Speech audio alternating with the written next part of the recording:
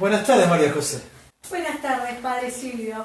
¿Cómo estás? ¿Bien? Bien, muy bien. Saludamos también a todos los que nos están sintonizando, hermanos y hermanas de la comunidad cristiana, de tantos lugares que quizás estén sintonizándonos ahora o después reproduzcan este video. Aquí estamos, vamos a ver si comenzamos este ciclo de programas. ¿Cómo se llama, María José? Aquí estás abriendo caminos. Bueno, yo creo que en el video de un poco de difusión que hicimos, le explicamos a la gente, pero no estaría mal de nuevo, ¿por qué esto de aquí estás haciendo caminos? ¿Qué estuvimos juntos dialogando, percibiendo de parte de Dios que podíamos ofrecer como servicio?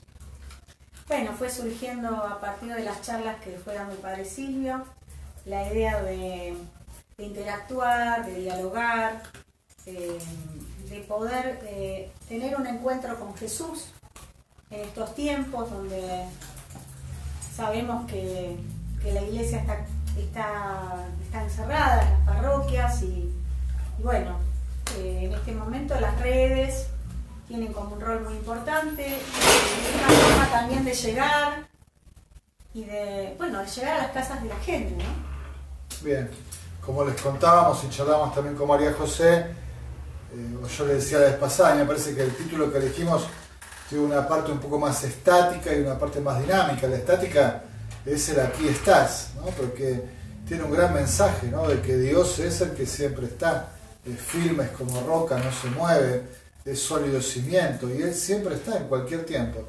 Y después una parte más dinámica, ¿no? Abriendo caminos. Entonces Él no solo está, sino que aparte nos propone, tiene una propuesta de salvación, un camino, una aventura para hacer, una obra que compartirnos y que realizar entre nosotros.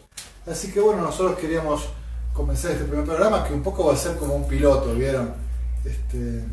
Así que bueno, la idea de este programa es que ustedes vayan interactuando, quizás no hoy, que es la primera vez, porque no estamos preparados ni ustedes ni nosotros, pero ustedes pueden interactuar de dos formas en el futuro. Vamos a ver si más adelante dejamos algún bloque para que ustedes hagan preguntas sobre la temática, algún comentario. Y seguramente de aquí al próximo programa ustedes pueden poner en la página de Facebook de las parroquias inquietudes, comentarios, algún tema, alguna propuesta y vamos a intentar armar los programas también en ese diálogo con ustedes. Bueno, María José, hoy ella es periodista, yo no, y es psicóloga, yo no soy sacerdote. Y ella pensó que iba a entrevistarme a mí, pero terminé yo conduciendo hoy un poco, que soy un poco más histriónico al principio. Y María José, entonces vamos a hacer varios bloques en el programa de hoy. Y el primer bloque nos parecía que era un poco presentarnos, porque quizás no todos nos conocen, y quizás con algunas preguntas en diálogo, contar algo de nosotros que pueda ser a modo justo de presentación personal. Así que las damas, primero te cedo para que me pongo a disparar. Mucha gente lo conocen, pero mucha gente no. Y a mí me gustaría que se presente él, que nos cuente quién es el Padre Silvio. Es una pregunta grande. Tengo 51 años, lo saben, y si no, no me lo recuerdan. Soy hijo único de dos familias, paterna y materna, que no tienen identidad o raíz cristiana, ¿no? Así que un poco también mi camino de fe es muy particular. Y nací en Palermo, en realidad en una clínica, en un sanatorio, pero mi barrio de infancia es Parque Patricios, ¿no? Eso no lo saben, pero de alguna forma me considero porteño, yo vibro con Parque Patricios, tengo muchos recuerdos de la infancia de esos momentos, y después mi barrio de crianza sí es aquí en la diócesis, en Valentina Alsina, en la parroquia San Juan Bautista. Y bueno, rápidamente, después seguramente me da otra pregunta María José, estudié todo mi ciclo de nivel inicial, primario y secundario en un colegio religioso de San Juan Bautista.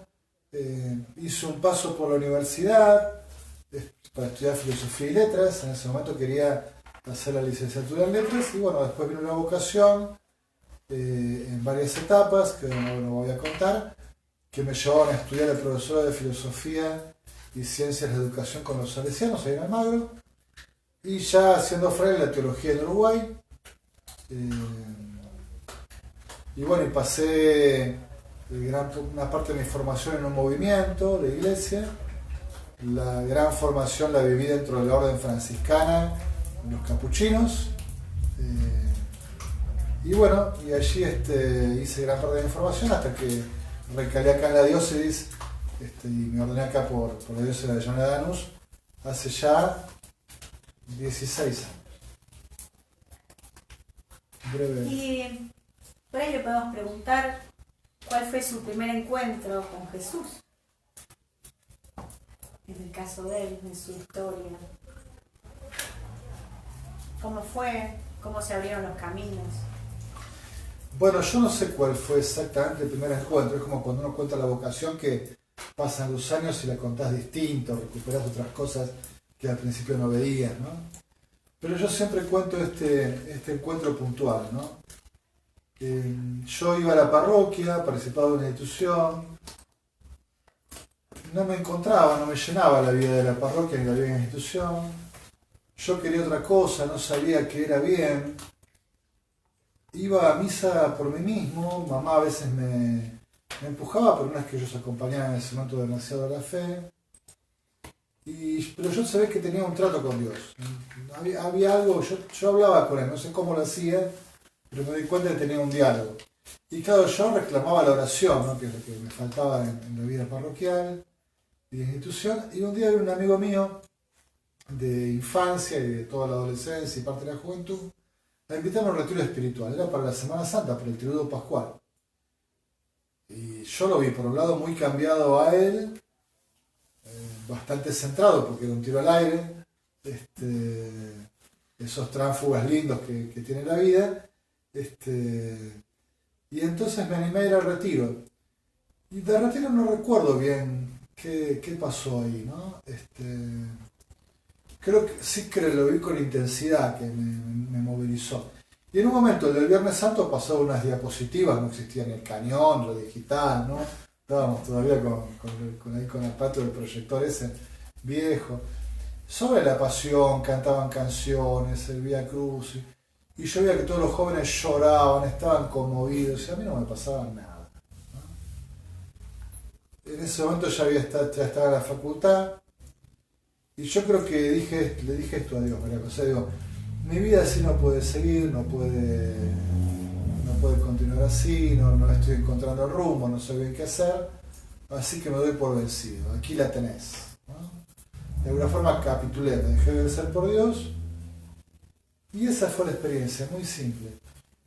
Después este amigo me dijo que se podía entrar a unos grupos de oración de ese movimiento que había conocido, y bueno, y fui para ver.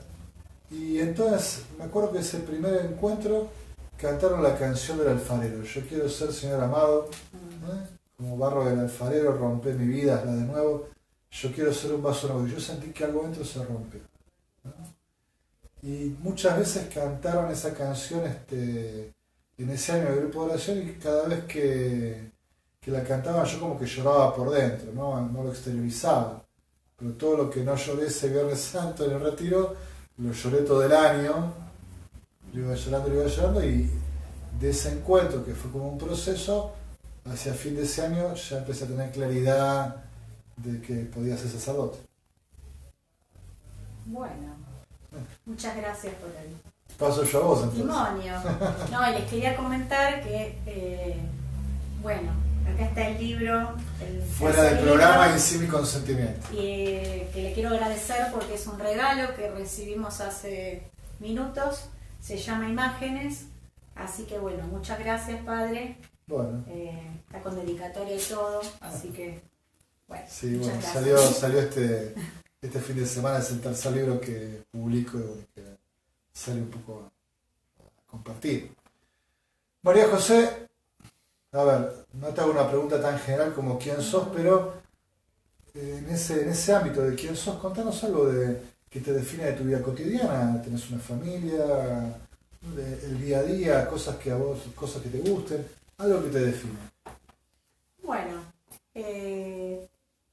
Vivo con mi marido, con mi hijo de 20 años, 2 perros que por ahí aparecen en algún momento. Que escucharon ladrar a alguno Sí. y que ahora va a aparecer en algún momento alguno. Son parte de la familia.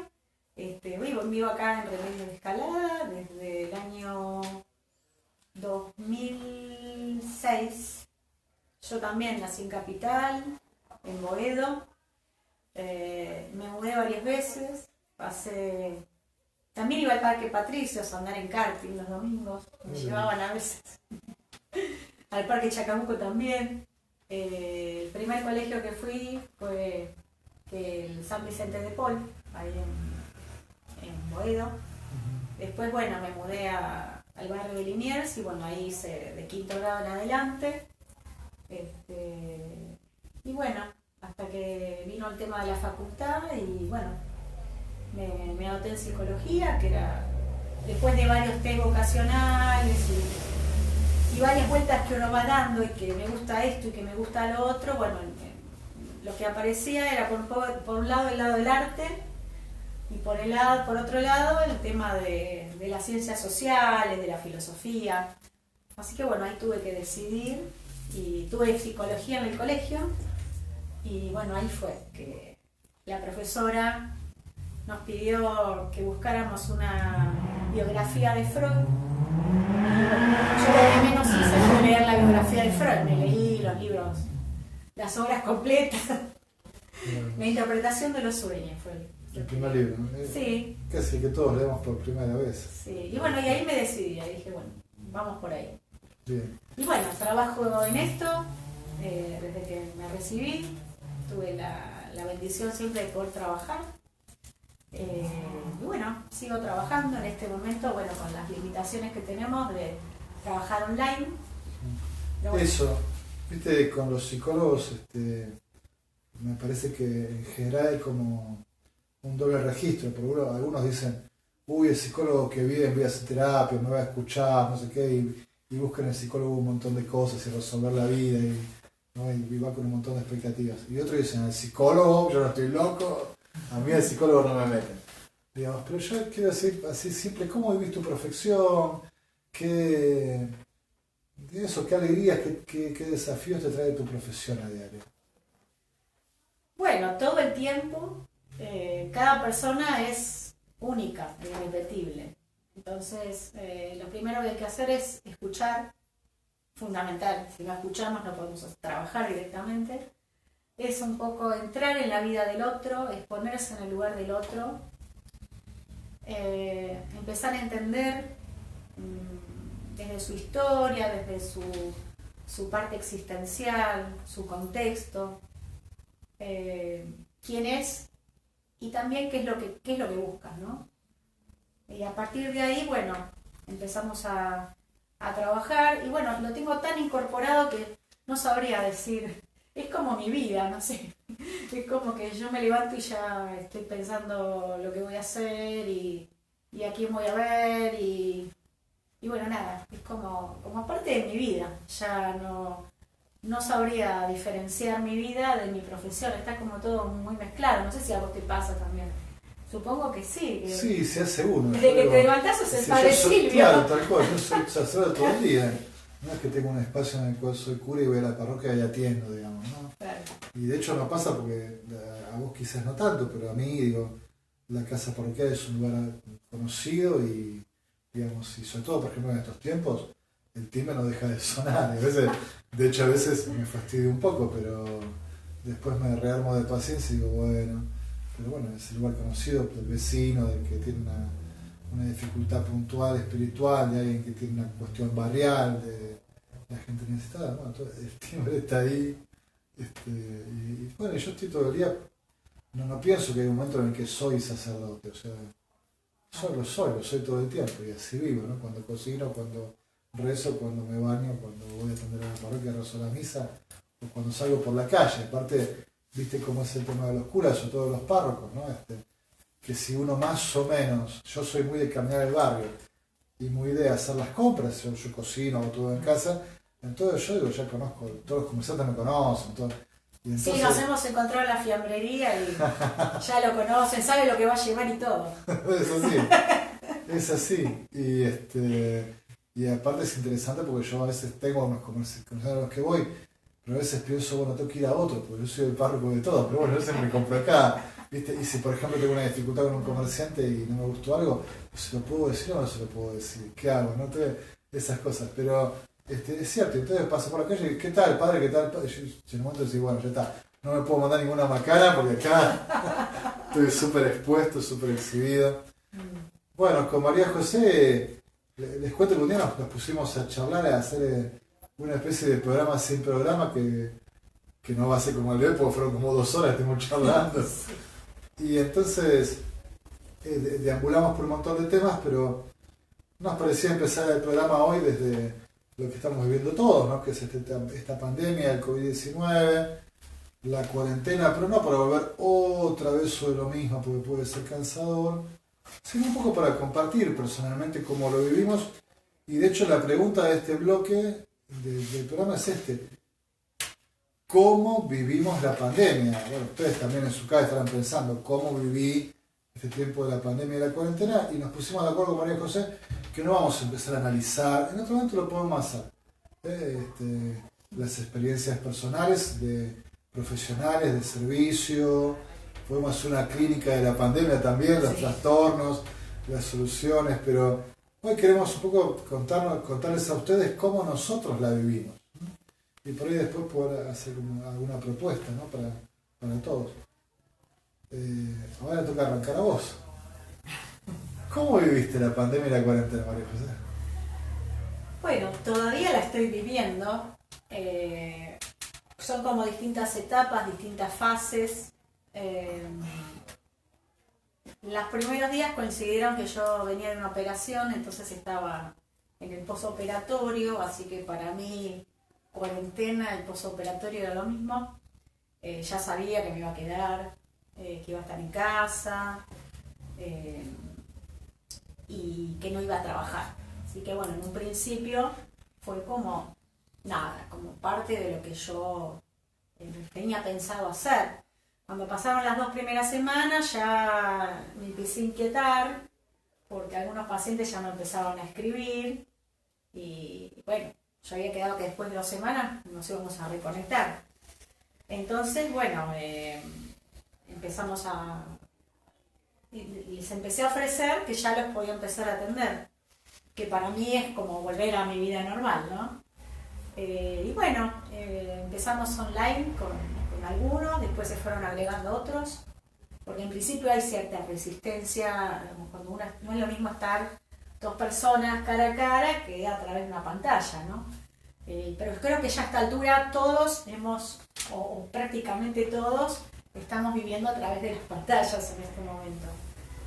Y bueno, acostumbrarme a eso, que no fue fácil, me costó un poco, me dolía mucho la cabeza,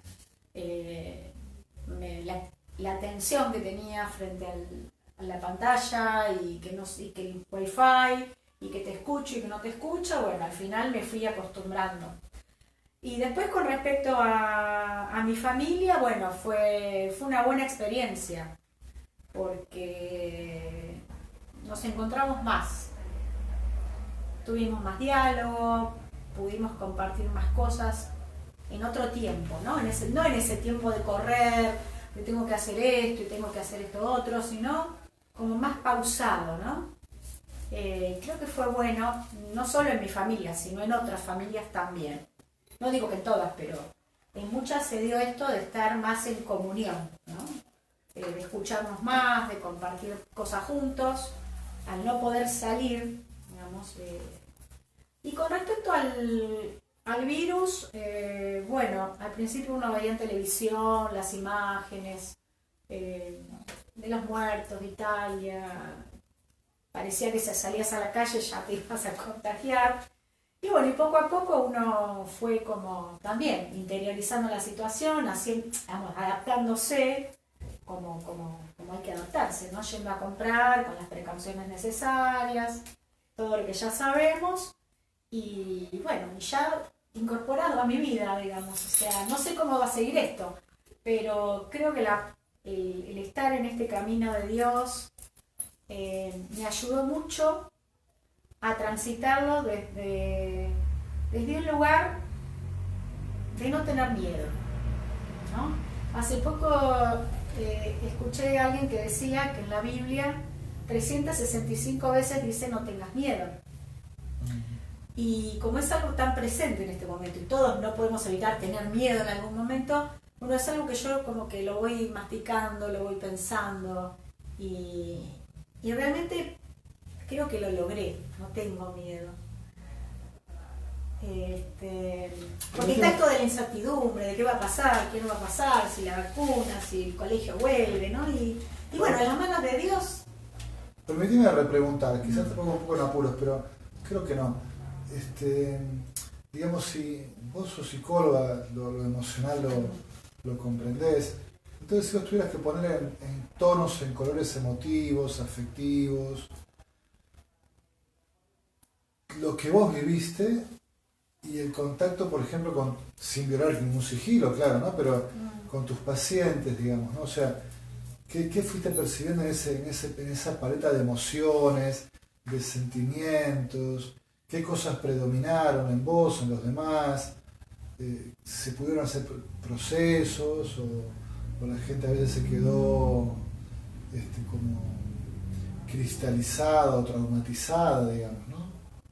Bueno, la gente que ya venía en tratamiento, la verdad que si bien las primeras semanas se hablaba todo el tiempo de esto porque era como algo que era imposible no hablar de esto, pero ya luego la gente fue como retomando los temas que ya venían trabajando, ¿no?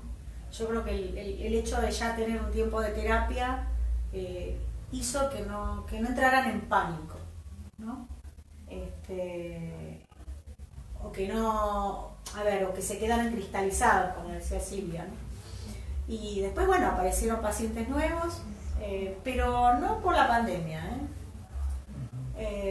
porque ya venían con inquietudes, ya venían con temas que querían hablar, y sí creo que la cuarentena ayudó a que les pase un poco como me pasó a mí, ¿no? A conectarse más con su familia, con los vínculos, con uno mismo.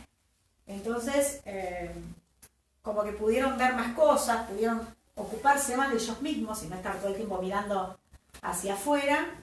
Y bueno, vinieron con una idea por ahí más clara de la situación en la que estaban. Sabes que yo cuando estudié en la facultad de teología, yo hice la teología en Uruguay, en un momento los uruguayos son muy especiales, especialmente, ¿no? Me hicieron hacer un seminario, muy gracioso el título, creo que duró un par de años, después lo sacaron, ¿no? Psicología y psiquiatría del confesionario. Interesante. Y realmente era muy interesante porque una especie de seminario justamente con un sacerdote y un profesional, un psiquiatra, el cura también era psicólogo, y entonces nosotros ya veníamos con algún tipo de formación y bueno, un poco era una especie de tips o bueno, algunos rasgos que uno podía encontrar, digamos, en el confesionario como para identificar algunas temáticas, algunas situaciones no patológicas, etc. Y me resultó muy interesante. Yo pensaba en ese momento, pero esto, ¿no? Claro, cuando pasó el tiempo, mi experiencia de confesor, me di cuenta que la salud mental estaba, cuando yo arranqué hace 16 años, ya empecé a ver que estaba con algún deterioro, digamos, ¿no? Después, cuando pasó el tiempo, hasta ahora yo veo que la salud mental se ha deteriorado bastante más, ¿no? En nuestra sociedad, en la Argentina, y ahora en el tiempo de la cuarentena no he tenido grandes experiencias de confesiones, he tenido algunas, pero sí en los vínculos, en las charlas he visto, ¿no? Cosas un poco, digamos, como rasgos exagerados, digamos, ¿no? De intolerancia, de agresión, de ansiedad, de un montón de cosas. Sí. ¿Vos cómo ves la salud mental en general de los argentinos, de Buenos Aires, resumidamente, ¿no? Pero me parece un tema interesante. ¿Cómo estamos de la cabeza, en el buen sentido, de lo anímico? ¿Y cómo percibís que estamos ahora con la cuarentena? No te pido que hagas un pronóstico, si vas a salir mejor, viste que se hablan por todos lados, pero ¿qué onda? ¿Qué te parece? Bueno, los argentinos estamos acostumbrados a vivir en una montaña rusa, ¿no? no es algo que nos sorprenda el que tengamos que vivir situaciones donde tenemos que adaptarnos rápidamente. Si bien hay personas que les cuesta más y hay personas que les cuesta menos, pero nuestra vida es muy vertiginosa. Entonces el argentino vive emociones muy fuertes y muy cambiantes. No tenemos una vida así, como por ahí puede ser de Europa, ¿no? Si no tenemos una vida así, subimos, bajamos. Un electrocardiograma. Sí, más o menos. No sé si piensan lo mismo la gente que nos está escuchando, pero bueno, si quieren dar sus opiniones serían bienvenidas. Bueno, yo particularmente lo que noto es, desde el año 2001, justamente para acá, hubo como una gran explosión de consultantes en lo que son los trastornos de ansiedad. Para decirlo de una forma simple, los famosos ataques de pánico, bueno, los síntomas que tienen que ver con la angustia, la depresión, bueno, tiene como un lugar fundamental en los argentinos. ¿Y se reforzaron obsesiones compulsivas también? Sí, también. Sí, porque las obsesiones también son parte de los trastornos de ansiedad, ¿no? Fundamentalmente eso. También, bueno, en esta época, digamos del 2010 para acá, empezaron a aparecer muchos trastornos del estado de ánimo, no solo depresión, sino trastornos bipolares, claro, que cada vez se escuchan más, ¿no? Algunos más graves, algunos no tanto, hay como distintos grados, pero esto también se está viendo mucho y bueno, también tenemos que trabajar con el psiquiatra porque muchas personas requieren medicación, claro, además de la terapia, ¿no? O sea, disfunciones de personalidad, por así decirlo, que digamos, si yo lo pasaba a lo filosófico, lo que es hablamos de espiritualidad, diríamos problemas de identidad, identificación con uno mismo, sí, con su historia. Sí. Esto en los adultos. En los adolescentes, muchas cuestiones de impulsividad, bueno, trastornos de alimentación ya se venían viendo, apareció esto del cutting, ¿no? Esto de cortarse, suicidios también, el tema del bullying en los niños, los trastornos de atención, por déficit de atención e hiperactividad, que llega mucho a la consulta y los que son docentes lo ven permanentemente. La mayoría de los niños que tienen problemas en el colegio son problemas emocionales. Luego están los problemas, ¿no?, que se abordan desde los problemas neurológicos y demás, pero el tema de la déficit de atención también tiene que ver con este mundo en el que estamos, donde estamos permanentemente estimulados. Sí. Bueno, parece que María José nos dice, yo me quedo con la idea de que no solo por la cuarentena o por la pandemia, sino ya venía de antes, pero vamos a tener que prestarle un poco de atención a la salud mental. Nosotros siempre pensamos en la salud del cuerpo, pero la salud de lo anímico, de lo mental, es algo que vamos a tener que trabajar más profundamente en nuestras sociedades, ¿no?, durante un largo tiempo. La pregunta es cómo viviste la pandemia, me la hago a mí mismo, así no les la dejo descansar a María José. ¿Cómo la vivió Silvio o cómo la vive?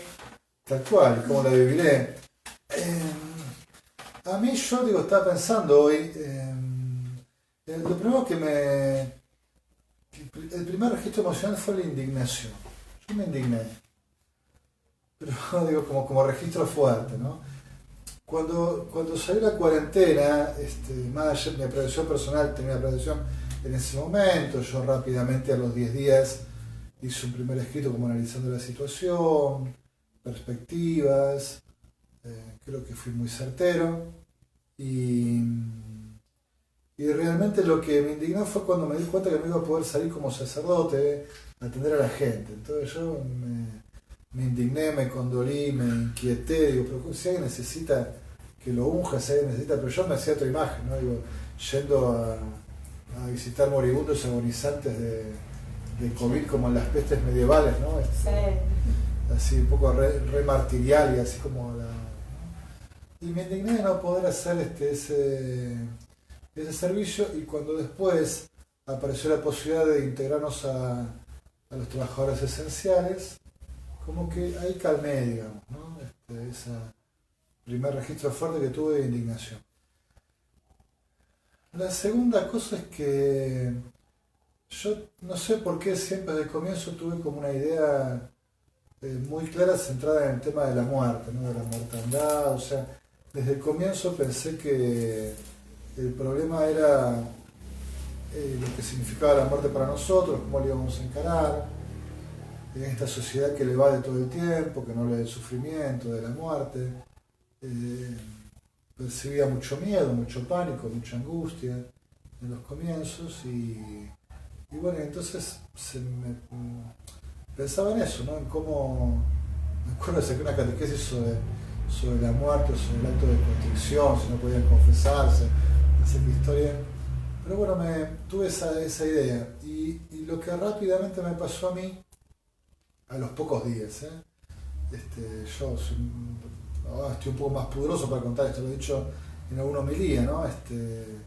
Ya te digo, tenía como una idea un poco martirial de esto, ¿no? Y entonces decía, bueno, si me toca, pero me necesita composición, quiero que sea sirviendo. O sea, la verdad que vivir la pandemia, la cuarentena, protegiéndome, encerrándome, no sé qué, no me va a dar satisfacción. ¿Y sabes por qué? Porque viví la anterior, como es la gripe A, el N1H1, ¿no?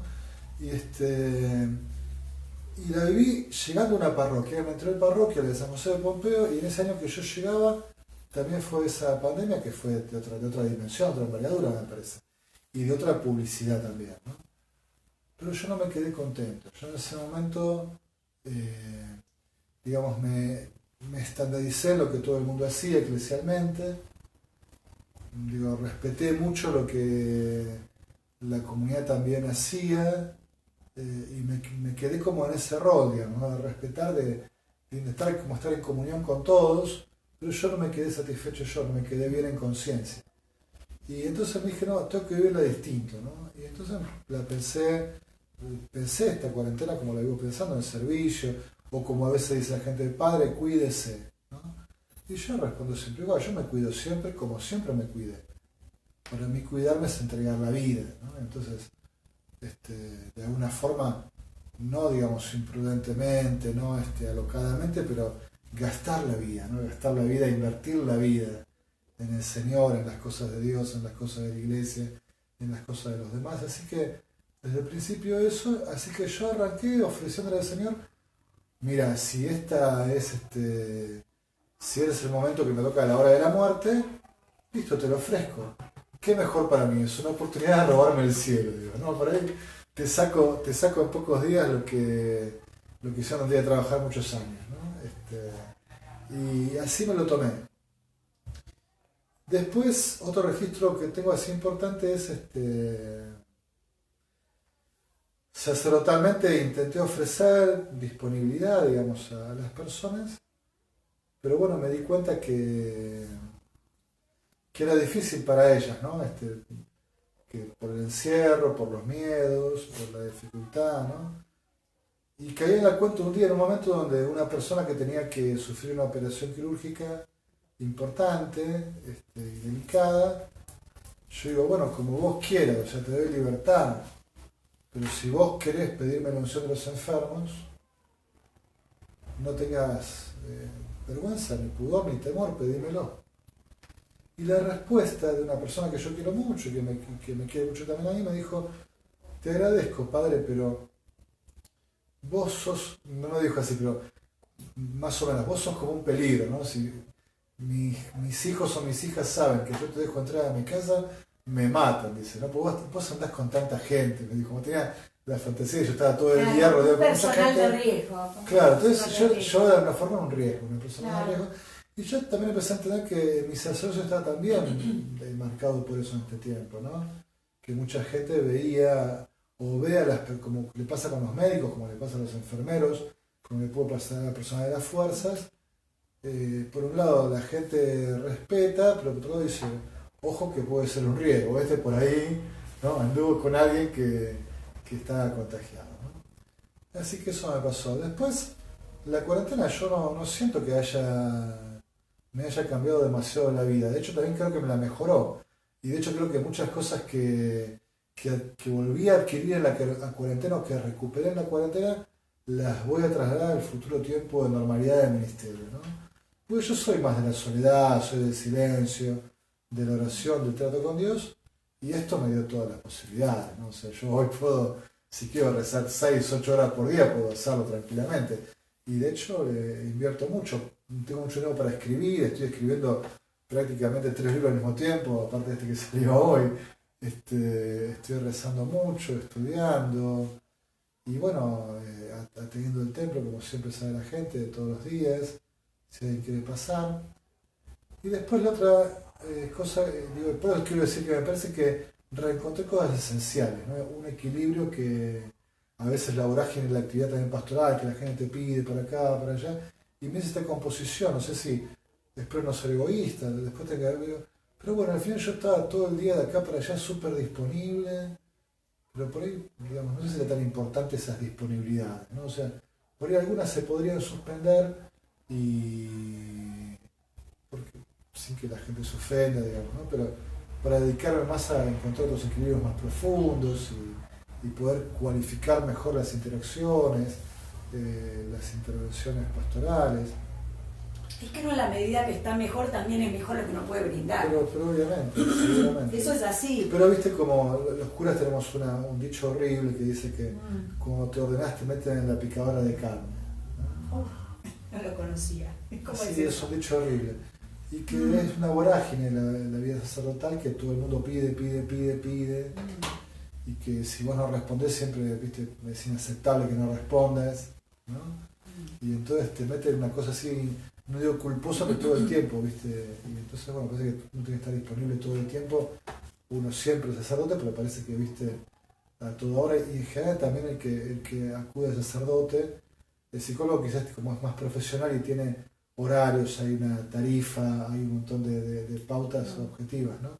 Pero al sacerdote uno le pasa algo y quiere, ¿viste? Dice, pero padre, fui a la parroquia y no lo encontré, como si, ¿viste? Uno tuviera todo el tiempo, o como si no tuviera, no voy a tener otro. Dice, pero ¿cómo puede ser que no haya encontrado? Padre, yo estaba necesitado, pero yo no sé, tuve que ir al obispado, tuve que ir a tal lado, tuve que ir a otro. O sea, no puedo tener la clarividencia de que a vos estás, pero bueno, la persona lo vive así, yo estoy necesitado y es urgente, digamos, ¿no?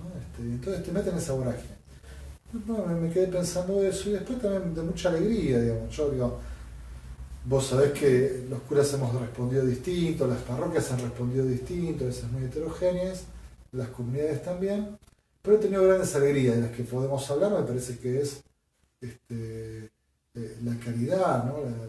La expresión de la caridad que se hace con los más necesitados en la parroquia, todos los sábados un mayo popular, una vez al mes en la entrega de alimentos, los servidores que empezaron como a juntarse venciendo los miedos y con precauciones y a veces también con distintas modalidades, ¿no? Pero bueno, empezaron a servir y bueno, yo creo que desde el comienzo he estado con un grupo de personas y de hermanos y de hermanas que hemos ido compartiendo cosas distintas, ¿no? Y bueno, me ha dado mucha alegría, me encontré como un núcleo de personas en la comunidad que ya sabía valiosas, pero que bueno, que ahora me han parecido más valiosas. Y también como soy humano,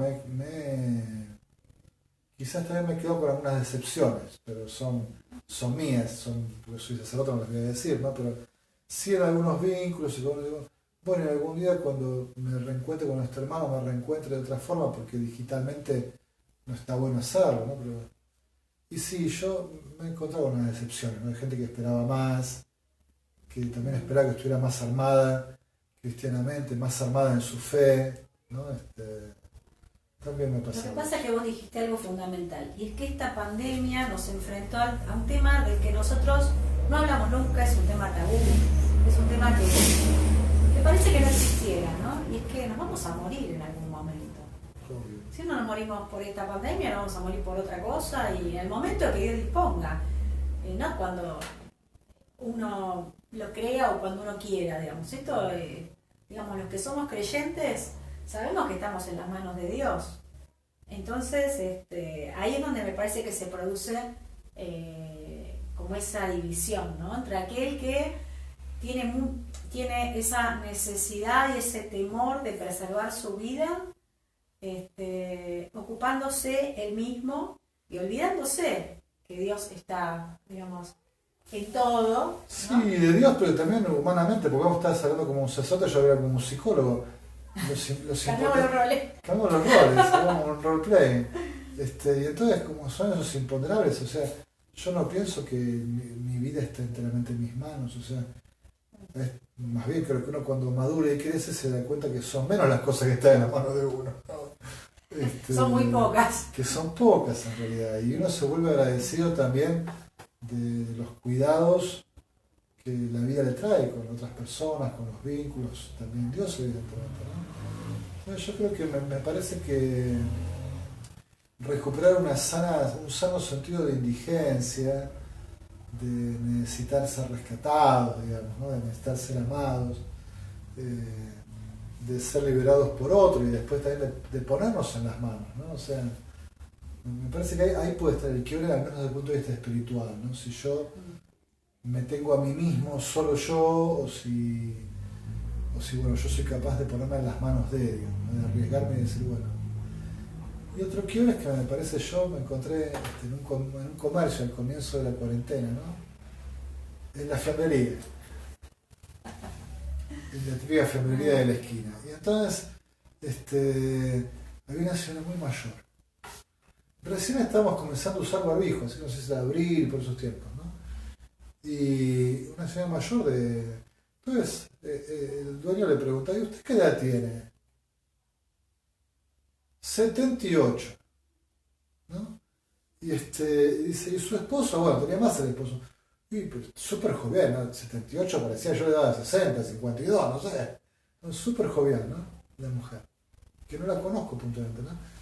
Y entonces dice, pero ustedes con esa edad yo veo que están saliendo por acá, no sé qué. Sus hijos no les dicen nada. Ah, sí, dice, mis hijos intentaron, dice, ¿no? Y me dijeron, mamá, quédate en casa. Y entonces yo le dije a mis hijos, a esta altura de mi vida, tengo derecho a decidir cómo vivir y cómo morir.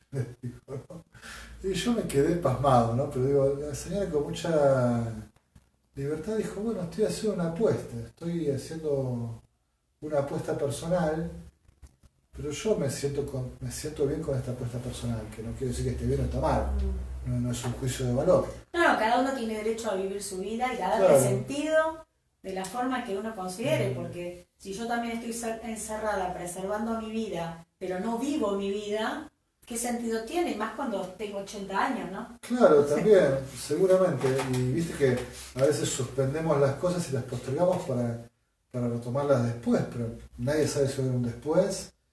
Y nunca me parece que suspender o postergar trae nada bueno, digamos, ¿no? O sea, la vida es para vivirla, digamos, ¿no? Pero bueno, yo digo, cada uno, pero quizás también está un quiebre, ¿no? En la persona que puede tomar el riesgo de decir, bueno, a ver, estas son las coordenadas y yo decido afrontarlas de esta forma y me hago cargo de mis decisiones y me hago cargo de las consecuencias, ¿no? Porque yo a veces lo que me pasa es que podemos ser un poco infantiles, un poco heterónomos, por así decirlo, de decir, bueno, me dicen de fuera que tengo que vivirla así. Y entonces la vivo como me dicen desde fuera. Pero bueno, después a quién le voy a echar la culpa, digamos, ¿no? Cuando tenga quejas. Entonces yo no quiero decir que haya que hacer algo distinto de lo que te dicen desde fuera, no es un llamado a la desobediencia, pero quiero decir, lo que te dicen desde fuera, tenés que estar convencido vos personalmente. Y tenés que asumirlo vos como una norma interna tuya. Vos, sin ese convencimiento, y si solo es por compulsión de fuera, porque digamos, no va a funcionar, tarde o temprano eso va a quebrar, ¿no? Y es un poco lo que está pasando hoy en día. ¿Qué es lo que está pasando hoy en día? Sí. Bien, yo creo que en este programa que se llama, para irlo terminando este primer programa, aquí estás abriendo caminos. Bueno, volvamos a hacer esta mirada espiritual, María José, quizás hacemos un cierre juntos y cada uno pueda decir una palabra así de aliento, de esperanza, porque yo creo que en medio de esta situación, digamos, de nuestra vida, lo hemos vivido me parece, con bastante naturalidad, con mucha libertad los dos, que no ha sido mérito nuestro, sino de la gracia de Dios, ¿no? Y de la gracia de los que nos acompañan. Pero bueno, yo creo que Dios está, ¿no? y que abre caminos. Entonces, si vos tuvieras que darle un mensaje de cierre a los que están sintonizando, bueno, de aquí para adelante, ahora no vamos a hacer evaluaciones, ya habrá tiempo, ¿no? Pero de aquí para adentro, aquí está Dios y abre caminos. ¿Qué les dirías? ¿Qué le ofrecerías de propuesta, de aliento, de palabra de esperanza? Bueno, en principio, creo que si están acá es porque algo los trajo, ¿no? O el título, o la curiosidad, o no sé. Pero la idea es que, como decía, como hablábamos antes, contar también con las inquietudes de ustedes, con esta parte muy importante que es la audiencia, y poder dialogar, ¿no? Fundamentalmente, en estos tiempos, nosotros podemos tomar dos caminos, para ser simplista pero concreta. Un camino es el camino de la resignación, el camino de voy a hacer lo que me dicen, entonces yo no me hago responsable de mi vida porque hago lo que me dicen. Tiendo a aislarme, tiendo a cerrarme, a deprimirme, porque realmente una persona aislada es una persona deprimida, por lo general. Y la vida se empieza como a oscurecer, no hay luz, estamos en la oscuridad. Y el otro camino es abrirnos, prudentemente, responsablemente, abrirnos como podamos. No quiere decir que uno tiene que salir a la calle, sacarse el barbijo y hacer una locura, no. Pero abrirse desde donde uno pueda y como uno pueda. Porque justamente creo que tanto en la salud mental como en la espiritual, el brindarse y el darse es lo que nos da felicidad, ¿no? Si estamos solamente para nosotros mismos, nos cerramos y ahí morimos. Así que bueno, les propongo este camino de luz, de vida, y bueno, de poder juntos darle sentido a todo esto de la mejor manera posible. Yo no te voy a caer con la cosa moral ni con dice el Padre si Dios nos da palos. Eso lo dejo para las homilías, ¿no? Me tengo que invitar a la conversión. Pero acá en este espacio, digamos, te diría lo que vengo diciendo hace tiempo, más Jesucristo, ¿no? O sea, yo creo que esa es nuestra fe, o sea, y si decimos a veces como suele decir la sentencia, Él es el médico de los cuerpos y de las almas, digamos, ¿no? Confiarnos a Él y que Jesús esté más presente en nuestra vida. Y entonces yo creo que acá sí es verdad que se nos midió la fe y que nos pudimos dar cuenta hasta dónde eran en verdad nuestras búsquedas, nuestra identidad. Pero bueno, es una oportunidad, se puede empezar de nuevo, se puede intentar crecer. Entonces, bueno, de nuevo una invitación a la oración, a estar con Él, a tratar con Él, a abrirle el corazón, la apertura a Dios, ¿no? Y también en familia, ¿no? Ojalá que en la familia realmente puedan invocar su nombre, puedan hacer pequeños gestos, no sé, tienen más tiempo, ahora bendigan los alimentos, entronicen alguna imagen, háganse un altarcito familiar en la casa, ¿no? Un lugar donde quizás puedan pasar, tengan un poco de agua bendita si quieren, allí se hace la señal de la cruz cuando entran, cuando salen, que no solo hace falta echarse alcohol en gel y poner los pies sobre la bandina, ¿por qué no se puede hacer la señal de la cruz con agua bendita para invocar la protección de Dios, ¿no? Al salir y al entrar, pequeños gestos, ¿no? Volver a la palabra de Dios, bueno, las misas como están haciendo, sintonizándola, pero bueno, yo diría siempre esto, más Jesucristo, confía que Jesucristo es la salvación. Vamos a hacer una pequeña oración final, nosotros tenemos una música que es de la cortina, que esperamos que cuando se reproduzca el video aparezca, ¿no? Porque si hay derecho de autor, por ahí después tenemos que cambiarla y nos la censura la página. Pero bueno, queremos terminar con esta canción de nuevo y vamos a escucharla un poquito y después sobre esa canción quiero hacer una pequeña oración final y la bendición. ¿Te parece, María José? Sí, perfecto. Bueno, ¿estuviste cómoda? Bárbaro. Bueno, yo me sentí súper cómodo. No sé cómo va, pero después me fijo de cómo salen las cosas, ¿no? Pero sí, me parece que todo estuvo muy bien. Seguramente después nos vamos a fijar lo que la gente nos puso, cuando ustedes nos planteen algún tema, después hoy era un poco más así como presentación y era un tono más personal afectivo, pero también vamos a tratar algunas cosas no digo como si fuera una charla académica, ¿no? Una clase magistral, pero bueno, quizás haya que ir a la palabra de Dios, haya que ir al catecismo, haya que ir a Freud, haya que tratar de traer algún concepto técnico, ¿no? Y explicar alguna doctrina o alguna idea para que la gente aprenda algo también, que también puede ser parte del servicio. Así que cuando ustedes nos propongan temas, inquietudes, nosotros vamos a intentar armando según lo que podamos y lo que nos parezca más prudente y más oportuno en los programas.